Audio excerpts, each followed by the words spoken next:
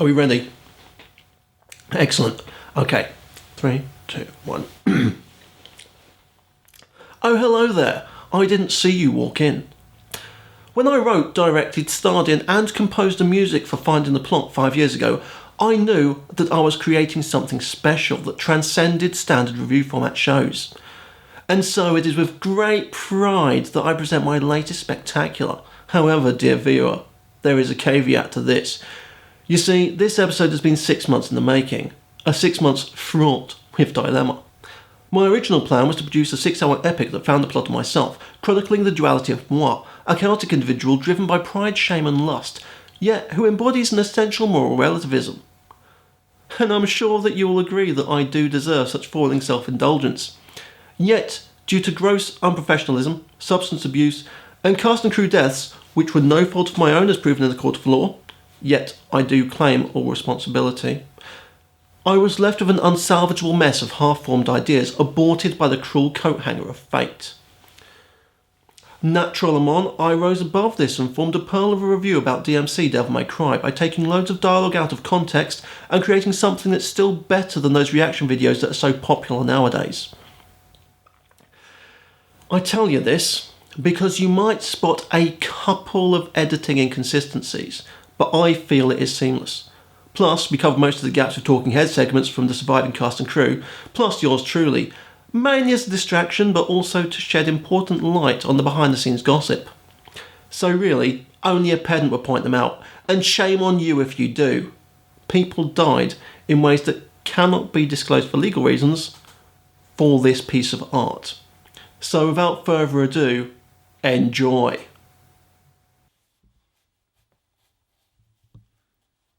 Oh, it's no good. I will never be clean-shaven again. Science has failed me.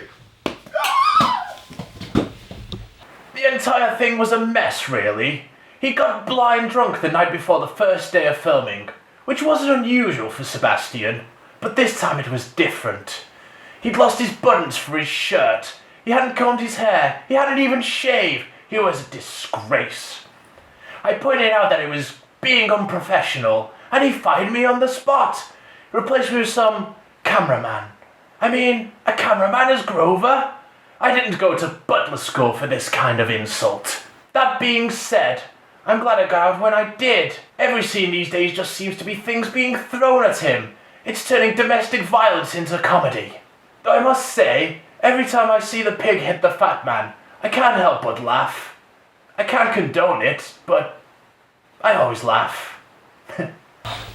You know, there's a lot of tough choices to be made sometimes. There are so many games that I could find the plot of. I mean, I could find the true meaning between Pippa Funnel's equestrian oeuvre. I could see what mysteries Sleeping Dogs has to offer me. Or I could give the fans what they want.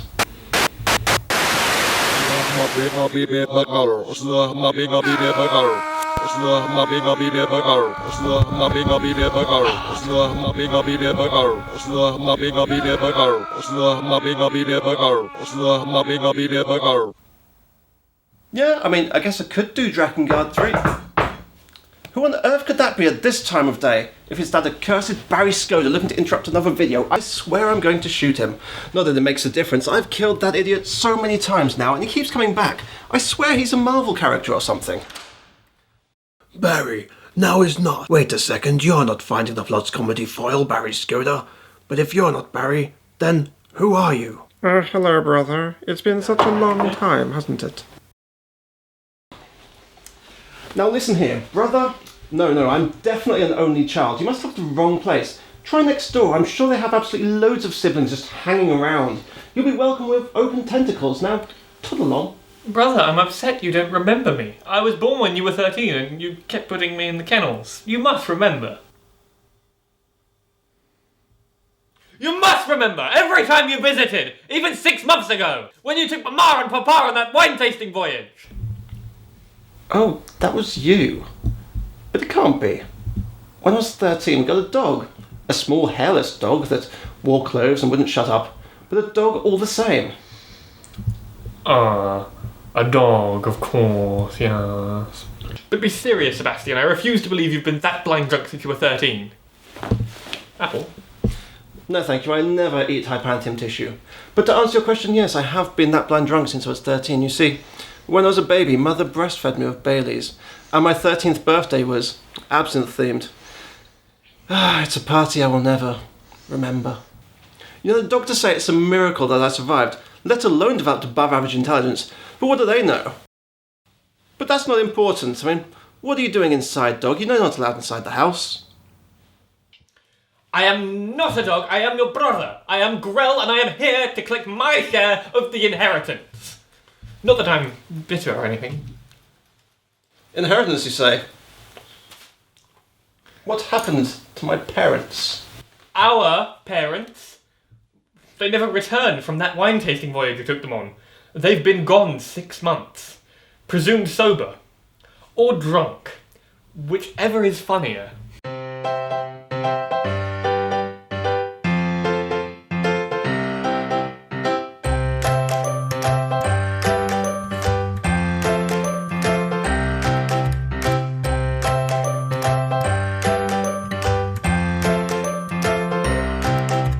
Any idea what happened to them? Oh, the weird skinny boy dance? Yes, I saw that. I was still on set at the time. The stage direction was gun to fourth wall, but Grell misunderstood. Sebastian was so cross that he actually headbutted the wall and knocked himself out. It held up filming for 3 days. They didn't have time to reshoot it, so they just left it in. I've seen it just now, in fact. And to his credit, it does sort of work in a weird French art house sort of way. Yes. Yes, I left in the dance. No, I didn't reshoot it. I would have left in the Cuttlefish sex scene too if I could, but you know how YouTube are. Cuttlefish sex scene? Yeah, there was this scene where 2 cuttlefish mate for 30 minutes. It's played twice during the film. The first time is shocking and awkward, like, who would expect cuttlefish sex in a game review? It's goddamn crazy. It's uncomfortable to be confronted with it. It's like when a baby sneezes and you've got that trail of mucus just dangling there over you. You have to confront it now it's there, but, do something about it. But you just don't want to. It's a natural part of life, but it's upsetting, isn't it? It's dirty. The second time it happens, though, it's shocking, even more unexpected and maybe even distressing, yet also comedic in its brazen nature because I'm shoving it in your face.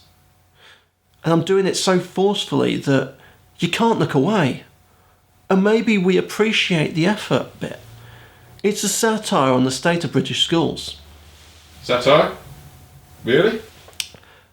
Yes, satire. You see, it's got animals in it, just like Watership Down, Animal Farm, Planet of the Apes. The animals of Farthing Wood, even. It's a satire. That's the definition of satire. Animals doing things that people do in a bid to draw your attention to the true barbarism of society. And I'm asking, if we stand for brazen cuttlefish sex twice in the space of a single YouTube video, then can we really complain when our schools are underfunded and failing our kids?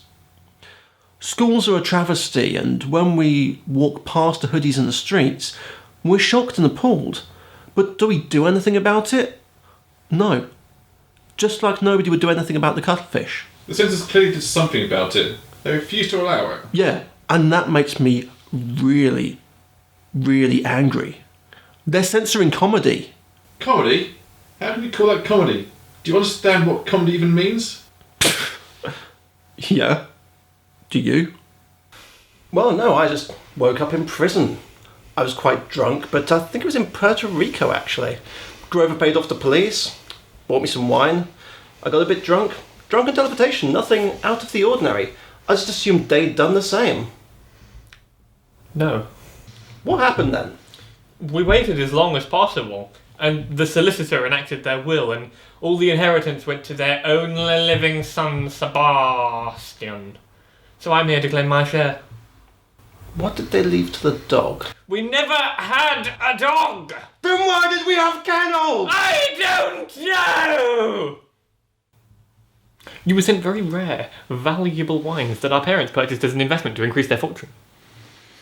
How rare and valuable are we talking? They were very, very dusty. Very nice. So I'm here for my share, because I am your brother. Now you mention it, That would explain why that rare shipment of wines arrived. I thought it was my birthday. While we're on the subject, you wouldn't like a juicy delicious apple, would you? I'm afraid not. It would have to be fermented and delivered to me in a bottle for me to even consider it. However, you do seem awfully determined to be my brother. There may be some merit to your claim. I have been known to misconstrue things a few times while drunk, so I have a test for you. As you may have noticed, we do have a camera set up. I have games set up, and I am known for my fabulous YouTube show. What say you? If you truly are my brother, you should be an analytical prodigy. So, come with me. Let us find the plot of a game. Some people, uncultured people, think that a clean edit, decent framing, competent acting and insightful snappy writing make a production. These people have lost sight of the true nature of our world. In real life, do our words flow like Tarantino's progeny? Do we always glide around the staging of reality like ballerinas? Is the framing in every scene in our life artistic? No, it's not. I don't make my art to subscribe to the conventions of the Academy. I mould the truth out of the shortcomings of my players. I film real life. I didn't create imperfection in this production. I captured honesty. And you know, how many people can truly say that? Are we good? Okay. How long are we running it now? 16 hours or something. Really? I guess I should wrap it up then. It's a bit long for an intro, isn't it? Okay, well, just stop here, edit, upload, and call it an introduction or a teaser and put the rest up next week or something. Nobody wants a review show with a near 10-minute long intro. Excellent. So, wine bar?